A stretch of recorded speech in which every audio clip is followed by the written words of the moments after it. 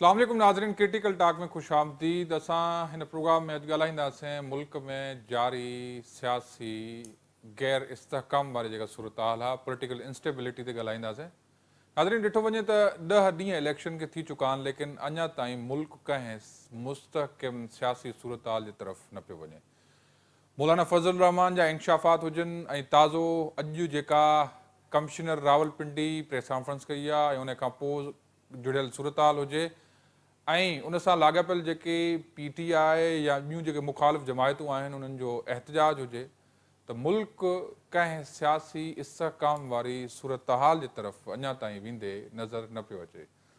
हिन प्रोग्राम में असांखे जॉइन कयो आहे सीनियर एनालिस्ट बदर समेजो साहब। ऐं समेजो साहब, वॾी महिरबानी।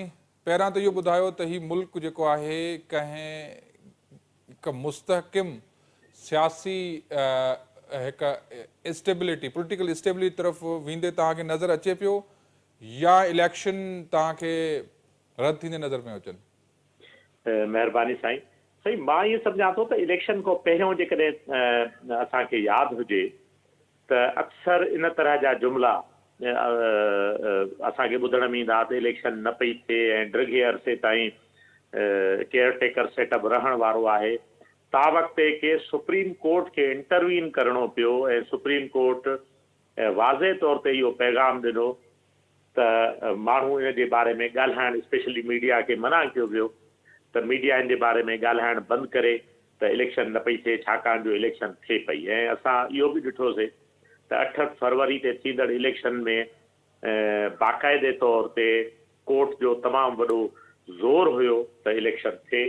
तंहिंजे करे उहे अनुमान, उहे ख़दशा जेके इलेक्शन जे बारे में हुआ त इलेक्शन न पई थिए ऐं केयरटेकर सेटअप ड्रिगो थियणु वञे पियो, उन्हनि दम तोड़ियो ऐं इलेक्शन थी वियो। जॾहिं इलेक्शन थिए थी त डे 1 खां वठी असांखे मुख़्तलिफ़ तरह जा एहतजाज, एतिराज़ात ऐं ख़दशा ॿुधण में अचनि था।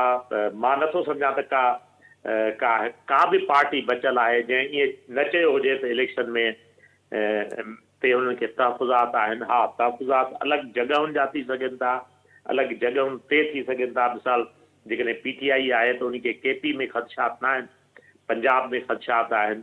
साॻिए नमूने मौलाना फज़ल रहमान खे KP में या मुख़्तलिफ़ जॻहुनि ते ख़दशात आहिनि।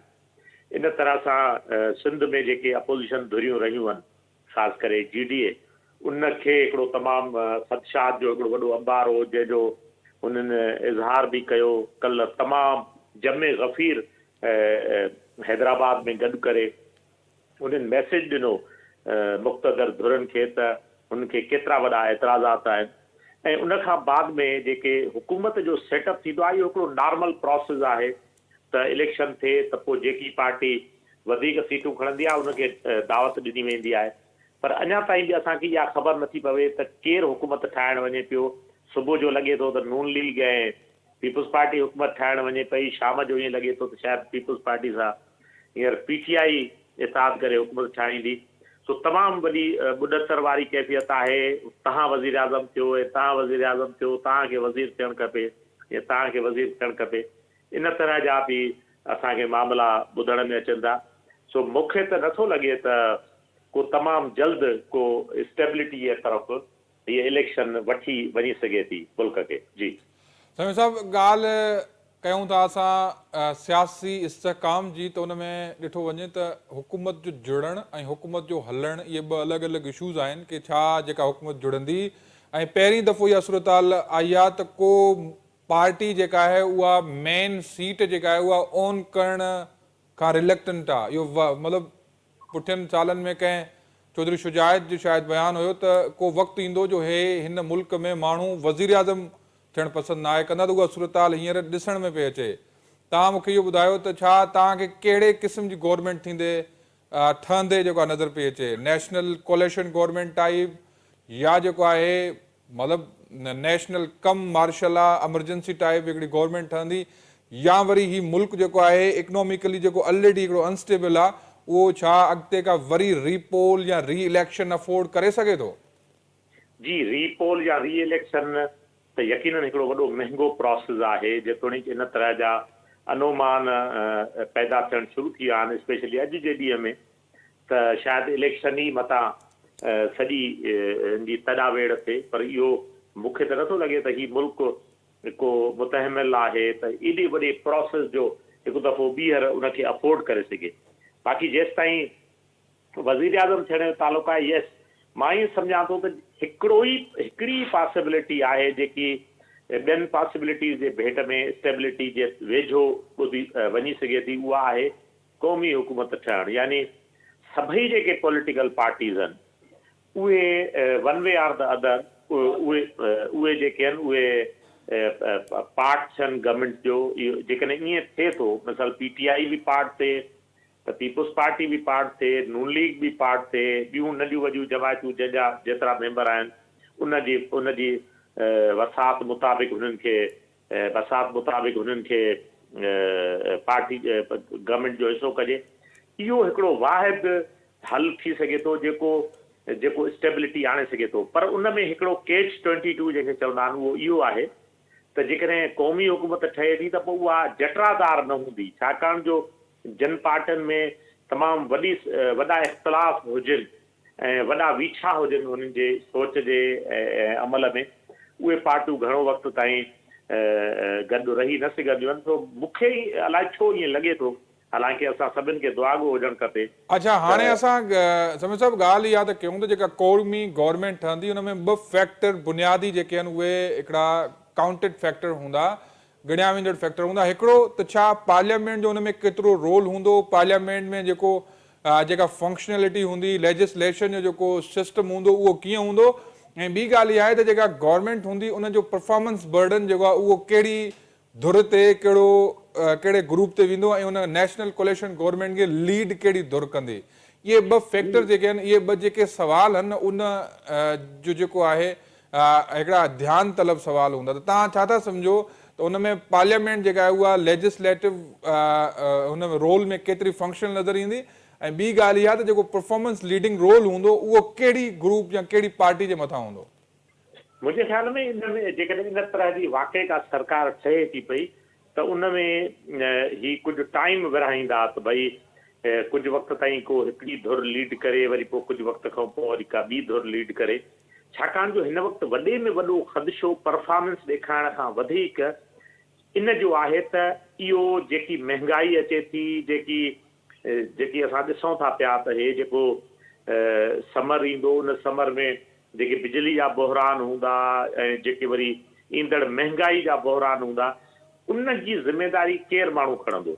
इहो मुंहिंजे ख़्याल में कंहिं बि पार्टीअ लाइ इहो ज़हर क़ातिल आहे त हू पार्टी इहो पाण ते वज़न खणे, इल्ज़ाम खणे त भई हा हे जेकी महांगाई थी या मुंहिंजे दौर में थी, हा हे जेके पावर जा क्राइसिस थिया या एनर्जी जा जेके क्राइसिस थिया, इहे मुंहिंजे हुकूमत में थिया, छाकाणि जो असां ॾिठो आहे त इन तरह जा जेके क्राइसिस आहिनि उहे ख़ुदि जेको पार्टियुनि जी मक़बूलियत ते वॾो तमामु घणा हानिकार साबित थियनि था।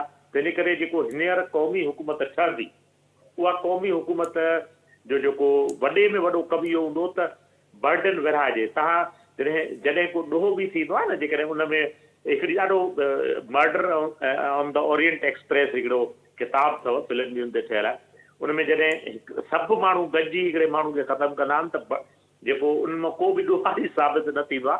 मूंखे ईअं लॻे थो त ही सरकार हिन वक़्तु इन अंदाज़ सां विरहाईंदा जीअं न नून लीग, न पीपुल्स पार्टी, न PTI, न का टी धुर मुकमल तौरु कसूरवार रहे। बाक़ी वधि में वधि नुक़सानु मुंहिंजे ख़्याल में उन्हनि धुरनि खे थी सघे थो जंहिंजी नुमाइंदगी न आहे। बदर साहब, जीअं असां ॻाल्हि पे कई त लेजिस्लेशन ऐं परफॉर्मेंस बर्डन जेके आहिनि उहे वॾा ॿ बुनियादी फैक्टर हूंदा जेके बि कंहिं बि धुर खे गवर्नमेंट वठण वक़्तु जेके आहिनि उहे ज़हन में रखणा हूंदा। त हाणे इहो ॿुधायो त ही मुस्तक़िम गवर्नमेंट ठहंदे नज़र अचे पई, नेशनल कलेक्शन गवर्नमेंट जंहिंखे चओ, या रीपोल या री इलेक्शन या को नओं सिस्टम? तव्हां छा पिया सम्झो इन ॾींहंनि में इन टिनी ऑप्शन्स मां तव्हांखे वधीक वेझो ऑप्शन कहिड़ो थींदो नज़र पियो अचे? जी, असल में जेकॾहिं क़ौमी हुकूमत ठहे थी, पॉसिबिलिटी सिर्फ़ु क़ौमी हुकूमत जी आहे, कंहिं ॿी हुकूमत जी पॉसिबिलिटी घटि आहे। जेकॾहिं क़ौमी हुकूमत ठहे थी त उहा ठही सघे थी। हा, जटरादार केतिरी हूंदी इहो ज़रूरु यकीनन डिबेटेबल आहे, ऐं मां ईअं सम्झां थो त ख़ासि करे जेके बि कानून जे पास करण जे हवाले सां उन में तमामु घणा डिवाइडेड हाउस हूंदो, तंहिंजे करे तमामु मुश्किल आहे त हू के आसानी सां को लेजिस्लेशन करे सघनि। नंबर 2 त को ॿियो सिस्टम अचे, यकीनन असांखे फिंगर क्रॉस रखणु खपे त ईअं न थिए, छाकाणि जो जेकॾहिं ईअं थिए थो त पोइ सिस्टम जी तॾावेड़ थिए थी।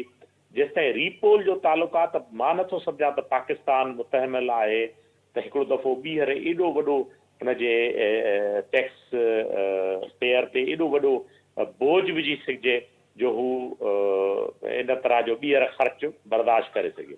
जी साईं। अच्छा, हाणे असां जेको असां फैक्टर हाणे ॿुधायूं पिया त ॿाहिरीं कुवतुनि ख़ासि करे USA ऐं ॿाहिरि वेठल जेके ॿियूं असांजूं कुवतूं आहिनि, या इवन जेको मतिलबु जेके ॿाहिरि मतिलबु डायस्पोरा आहे पाकिस्तान जी, उनखे बि इलेक्शन जे जेका इलेक्शन जी जेका हिकिड़ो मैकेनिज़म जेको हींअर जेको धांधलियुनि वारो रिपोर्ट थिए पियो, उन्हनि ते बि ॻणती आहे। ख़ासि करे USA फर्स्ट टाइम 5 दफ़ा पाकिस्तानी अथॉरिटीज़ खे इहो जेको आहे वार्न करे चुको आहे त USA हैज़ द कंसर्न्स।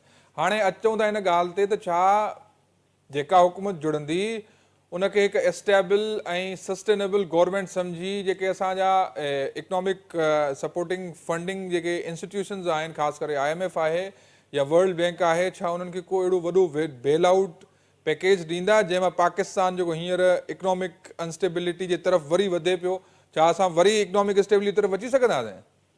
जी, मां इएं सम्झां थो त US जो जेको कंसर्न आहे उहो मुंहिंजे ख़्याल में जेको तव्हां डायस्पोरा जो बि ज़िक्र था कयो, डायस्पोरा जे करे US खे कंसर्न आहे। छा हूंदो आहे त जेके स्टेक होल्डर्स हूंदा आहिनि जेकॾहिं कंहिं बि मुल्क जा, त उन्हनि जा जेके कंसर्न हूंदा आहिनि उन्हनि खे सरकारूं उतां जूं एड्रेस कंदियूं आहिनि। इहो हिकिड़ो तंहिंजे करे तव्हांखे लॻे थो त 2-3 दफ़ा US जे बारे में ख़दशा ज़ाहिर कया आहिनि, हालांकि इट इज़ नन ऑफ US बिज़नेस। मिसाल तव्हांखे यादि हूंदो ट्रंप जे ज़माने में जेॾी महिल इलेक्शन थी त उते हिकिड़ो सुवाल उथियो त उन में प्यूटिन ऐं ख़ासि तरह सां रशियन जेके एजेंसीज़ आहिनि उन्हनि जी इन्वॉल्वमेंट आहे, इन तरह जा सवालात ज़रूरु उथिया हुया। या उनखां बाद में जंहिं अंदाज़ सां ट्रंप सरकार खे डील कयो त ख़दशा सॼी दुनिया में हुआ, पर मां नथो सम्झां त कंहिं ॿिए कंहिं मुल्क उतां जी जेको इंटरनल मैटर आहे डेफिनेटली इलेक्शन उन्हनि जो ईअं ई असांजो इंटरनल मैटर आहे। मां नथो सम्झां त इट इज़ नन ऑफ US बिज़नेस, नंबर 1। बाक़ी उतां जे जेकॾहिं डायस्पोरा में वाक़ई स्टेक होल्डर्स आहिनि जेके जंहिंजी राय जी US जी सरकार वटि हिकिड़ी अहमियत आहे, इन जे करे US जो कंसर्न आहे। बाक़ी मां नथो सम्झां त जेमहिल हिते सरकार ठहंदी त कंहिं बि सरकार खे हुन सां डील करण में को अनुमान हुजणु खपे। जी साईं। समीर साहब, हाणे अचूं था हिन पाकिस्तान में जुड़ंदड़ हिकिड़े पॉलिटिकल लैंडस्केप ते, त उन में ॾिठो वञे त हर जेका बि खटे आयल धुर आहे उहा फेडरल में गवर्नमेंट वठण खां रिलक्टेंट आहे। मिसाल नून लीग चए थी असांखे पंजाब ॾियो, पीपल्स पार्टी चए थी असांखे सिंध ॾियो। इहो फर्स्ट टाइम एवर थींदे नज़र पियो अचे। उन खां पोइ KP में जहिड़ो लॻो पिया, ऐं KP में वॾी ॻाल्हि इहा आहे त उतां जी हारायल धुर जेका JUI आहे उहा बि PTI सां हींअर ॻाल्हियूं करणु वञे पई। इहो पॉलिटिकल जेको हिकिड़ो सेटअप जुड़े पियो त उन में फर्स्ट टाइम जेके आहिनि कुझु मुख़ालिफ़ पार्टियूं बि, मिसाल पीपल्स पार्टी PTI सां जेको वञणु ॻाल्हियूं करणु वञे पई। अगरि तव्हांखे लॻे थो त जेकॾहिं सियासी पार्टियूं आहिनि पंहिंजा इख़्तिलाफ़ ख़तमु करे जुड़नि थियूं पाण में ऐं हिकु जाइ ते विहनि थियूं, त जेके अपॉलिटिकल धुरियूं आहिनि, जेके एंटी मतिलबु पॉलिटिकल सेटअप धुरियूं आहिनि, उन्हनि ते केतिरो प्रेशर पवंदे नज़र थो अचे? मुंहिंजे ख़्याल में इहो जेकॾहिं ईअं चइजे त था जो नाख़ूब बतदजीरी वही ख़ूब हुआ, जेकॾहिं ईअं चइजे त इहो ग़लति न थींदो।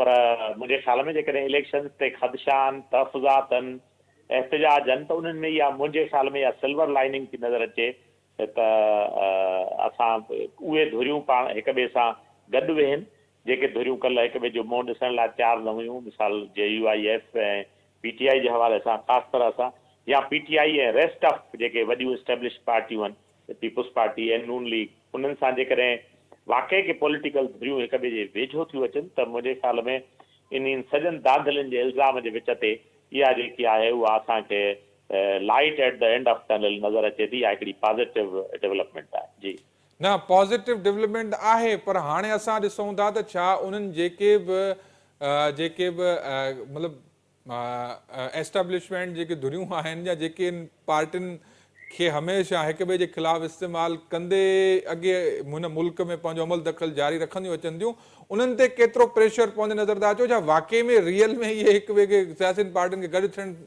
ॾींदियूं? न, उहे ईअं न हूंदो आहे असल में साईं।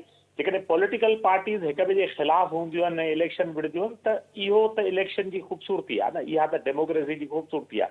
त तव्हांखे फ्लोर ते इख़्तिलाफ़ राय हुजे, तव्हां इलेक्शन में हिक ॿिए जे ख़िलाफ़ विढ़ो। बाक़ी सिस्टम ते जेकॾहिं सिस्टम जे डेवलपमेंट जे हवाले सां जेकॾहिं के माण्हू कोशिशूं कनि थियूं, के पार्टियूं कोशिशि थियूं कनि त रिगिंग न थिए, पार्टियूं ऐं इलेक्शन वधीक साफ़ शफ़ाफ़ थियनि, इन तरह जा के जेकॾहिं इंतज़ामात इहे गॾे सॾे करे था वञनि त मां ईअं सम्झां थो त पोइ कंहिं बि गैर सियासी धुर खे उन जो काफ़ी उनजो रूम घटि बचंदो उन्हनि खे त हू पॉलिटिक्स में इन तरह जी इंटरफेरेंस करे सघनि ऐं इलेक्शन खे मैनिपुलेट करे सघनि। जी समीर साहब, वॾी महिरबानी असांखे हिन प्रोग्राम में टाइम ॾियण जी। जी नाज़रीन, हिन वक़्तु हिते ब्रेक जो वक़्तु आहे, मिलूं था नंढी साई खां पोइ।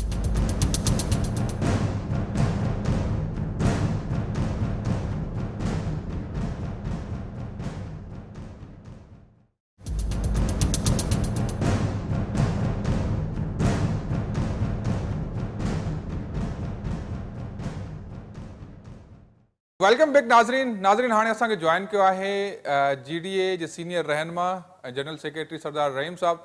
सरदार साहब, welcome in the program. Sardar साहब, कल आपने GDA का मैसिव प्रोटेस्ट रिकॉर्ड करवाया है और उसके बाद जो सूरत हाल आज मुल्क में पैदा हुई है, कमिश्नर साहब की प्रेस कॉन्फ्रेंस है, उसके बाद एक जो है वो सुप्रीम कोर्ट के जजों की मीटिंग चल रही है, तो आप क्या देख रहे हैं आइंदा सूरत हाल मुल्क में? किस तरह से ये सियासी इस्तेहकाम जो है वो आना है, किस तरह की गवर्नमेंट बनते देख रहे हैं? पाटिल साहब, जो हम पहले दिन से बात कर रहे थे ना, वो आस्ते आस्ते हर चीज अनफोल्ड हो रही है और लोगों के सामने आ रही है। हमने यही कहा था कि ये आरओज डीआरओज जो है इसलिए लगाए गए हैं कि इनके जरिए से इलेक्शन रिग हो, और उसी तरीके से उन्होंने इलेक्शन रिग किए और बड़े मैसिव तरीके से इलेक्शन रिग किए। अवाम का मैंडेट चोरी किया, जो जमहूरियत को नुकसान पहुंचाया। तो जो जमहूरियत को नुकसान पहुंचेगा तो पाकिस्तान को नुकसान पहुंचेगा, लेकिन इन्होंने किसी चीज की परवाह नहीं की और आरओ डीआरओ के जरिए से इलेक्शन रिग किया। अब खुद ही जो है इनमें जो लोग थोड़ा कॉन्शियस रखते हैं खुद ही आके बता रहे हैं कि हमने किस तरीके से रिग किया। और ये सिर्फ रावलपिंडी डिवीजन की बात नहीं है, पूरे पाकिस्तान में ये सब कुछ हुआ है। और खास तौर से जो सिंध में हुआ है वो अनप्रेसिडेंटेड है। इससे पहले कभी भी इस तरह की धांधली नहीं हुई थी। और हमने ये पहले कहा था कि हर दफा एक नया तरीका ये लाते हैं धांधली का, और इस दफा जो धांधली का तरीका वो लाए वो टोटली इलेक्शंस को मीनिंगलेस बना दिया। इलेक्शन का कोई फायदा नहीं हुआ, क्योंकि लोगों के वोट 1,000, 2,000, 5,000 नहीं, 40, 50, 60,000 उन्होंने जो है वोट तब्दील किए, बल्कि इससे ज्यादा। जो जीत रहा था 40,000 से उसको 50,000 से हरवा दिया। इसका मतलब ये है कि वोट की पर्ची तो गिनी नहीं गई, सिर्फ फिगर्स चेंज कर दिए गए। तो कौन पूछने वाला है? ये कोर्ट्स में जो है सुनवाई नहीं है। सिंध हाई कोर्ट में जो पिटिशंस आई, दूसरे हाई कोर्ट्स में पिटिशन आई, वो सारी रिजेक्ट कर दी गई। तो ट्रिब्यूनल में जाए, ट्रिब्यूनल जो है वो जब तक पूरा टर्म 5 साल पूरे हो जाते हैं फैसला नहीं आता। तो सरदार साहब, कल जो है एक बात दोहराई गई GDA के जलसे में कि रीपोल या री इलेक्शन होना चाहिए, तो क्या आप अभी भी इस बात पे कायम हैं कि पाकिस्तान में एक जो है वो रीपोलिंग होनी चाहिए जिसमें साफ और शिफाफ इलेक्शंस का जो है वो एहतमाम किया जाए? दूसरा ये बताएं कि ये पाकिस्तान अभी भी क्या रीपोल इकोनॉमिकली या पॉलिटिकली अफोर्ड कर सकता है? नहीं, देखें, बात यह है कि आपकी प्रायोरिटीज होती है ना। आप एक कदम अगर सोचते हैं कि हमें ये लेना है, तो फिर अगर पहले कोई ऐसे कंडीशंस हों जिसकी वजह से वो दूसरी चीज जो आपका एम है वो आप हासिल कर सकते हैं। फाइनेंशियल स्टेबिलिटी अगर नहीं है तो इन्हीं वजूहात की वजह से नहीं है कि लोगों का मैंडेट चुराया जाता है और वो लोग आते हैं जो कि जिनका एजेंडा पाकिस्तान की खिदमत करना नहीं होता बल्कि अपने पर्सनल एसेट्स बढ़ाने के लिए, बैरून मुल्क जो है अपने एसेट्स बढ़ाने के लिए होता है। तो पाकिस्तान फाइनेंशियली कमजोर से कमजोर तर होता चला गया है। तो हमारा मुतालबा यही है कि जब तक सही डेमोक्रेसी इस मुल्क में नहीं आएगी, इलेक्शंस जो है सही तरह से नहीं कर सकेंगे, आपकी पॉलिटिकल स्टेबिलिटी नहीं आएगी, और अगर आपकी पॉलिटिकल स्टेबिलिटी नहीं होगी तो फिर आपकी फाइनेंशियल स्टेबिलिटी का होना सवाल ही पैदा नहीं होता। तो हमारा जो प्रायोरिटी है वो पॉलिटिकल स्टेबिलिटी है, और पॉलिटिकल स्टेबिलिटी फेयर इलेक्शंस के थ्रू आ सकते हैं। लोगों के असली नुमाइंदे जब चुन के जाएंगे असेंबलियों में, तब जाके पॉलिटिकल स्टेबिलिटी आ सकती है।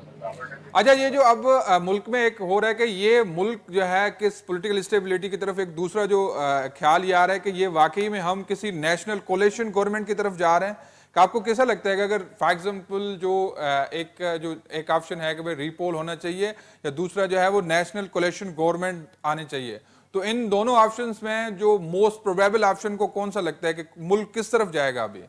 बहादुर साहब, हमारा जो एक ही ऑप्शन है वो रीपोल होना चाहिए, और हकीकी मानों में जो नुमाइंदे हैं उनको वो असेंबलियों में जाएं, क्योंकि दूसरा पॉलिटिकल ऑप्शन अगर ये है कि कोलिशन गवर्नमेंट बने और उसकी बुनियाद जो है सियासत की वो दुरुस्त न हो, तो वो बहुत ही कम मुद्दत की जो है ऑप्शन होगा, मतलब बड़ी टेम्परेरी होगा और वो वर्केबल नहीं होगा। तो लिहाजा अब हम ज्यादा एक्सपेरिमेंट नहीं कर सकते हैं। हमें उन लोगों से छुटकारा हासिल करना पड़ेगा जो पॉलिटिकली कौम को जो है उनके इलेक्शंस, उनकी मैंडेट को चुराते हैं। सर, असल में दूसरा बात यह कि देखिए आपने 20 को जो है एक दूसरी जो है वो प्रोटेस्ट जो है वो देने का ऐलान किया है, लेकिन क्या ये जीडीए वाकई में ये अवामी का जो मतलब एक प्रोटेस्ट का सिलसिला है यही जारी रहेगा, या जो है आगे आपको कोई कह सकते हैं कि हुकूमत मतलब जो मुक्तदर हल्के हैं उनके साथ बैठ के कुछ रिकंसिलिएशन या कुछ मतलब फाइनल टारगेट्स क्या हैं आपके, मतलब कि आप फाइनल आपका यही डिमांड होगा, ऐसे पीछे हटने की भी कोई बात हो रही है अभी, या कुछ रिकंसिलिएशन या मफाहमत की भी बात हो रही है? देखिए, हमारी किसी के साथ दुश्मनी नहीं है। हम पॉलिटिकल पार्टी हैं, हम डेमोक्रेटिक पॉलिटिकल एक अलायंस है। हम चाहते हैं कि सिस्टम जो अभी तक चल रहा था वो पाकिस्तान को नुकसान पहुंचा रहा है। ऐसा सिस्टम होना चाहिए जो जमहूरियत पर बेस्ड हो, और लोगों की विल जो है वो उस पर बेस्ड हो, और हुकूमतें जो है रिस्पॉन्सिबल हुकूमतें हों और लोग अकाउंटेबल हों। तो ये हम अपने पावर के लिए या अपने मफाद के लिए सियासत नहीं कर रहे कि हम तोड़ जोड़ करें और किसी के साथ जो है हॉबनॉबिंग करें और अपनी मूवमेंट को जो है खराब करें। सॉरी, मेरा गला थोड़ा सा खराब है। तो हमें अपनी सियासत को उसूल की बुनियाद पर हमने मुरतब की है, और ये मूवमेंट उस वक्त तक नहीं रुकेगी जब तक हम पाकिस्तान की खातिर जो उसूल हम चाहते हैं कि अपनाए जाए वो अपनाए नहीं जाएंगे। जी सरदार साहब, thank you so much for joining us in this show. जी नाज़रीन, सरदार साहब जो चवण आहे त असांजी जेका मूवमेंट आहे उहा तेसी ताईं ख़त्म न थींदी जेसी ताईं कंहिं ख़ातिर ख़्वाह नतीजे ते या असांजा मुतालबा जेके आहिनि उहे नथा मञा वञनि। इन सां गॾु हिन प्रोग्राम जो वक़्तु थियो पूरो, तेसिताईं जो इजाज़त, अल्लाह भाई।